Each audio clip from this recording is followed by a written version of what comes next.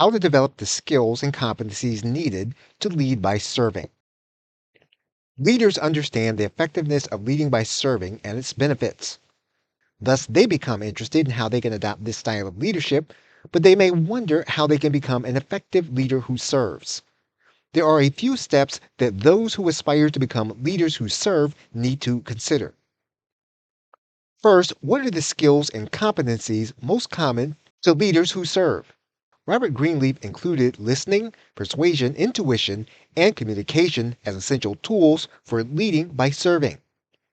Larry Spears suggested 10 characteristics of leading by serving, including listening, empathy, healing, awareness, and persuasion. Other experts recommended similar skills and competencies. Leaders desirous of becoming leaders who serve will need to assess their current toolkit of skills, determine which ones they like to or are best suited to acquire, and work toward competency in those areas. Leaders decide which traits they'd like to master and participate in activities to develop those traits.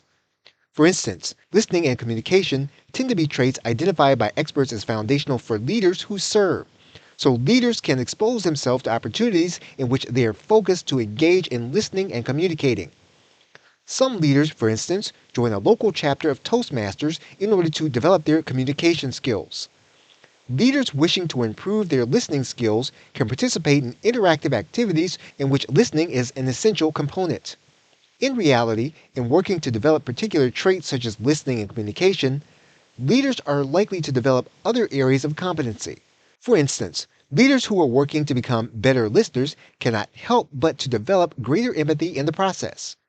Leaders who wish to develop their weaker skills will have the opportunity to become more competent in those areas.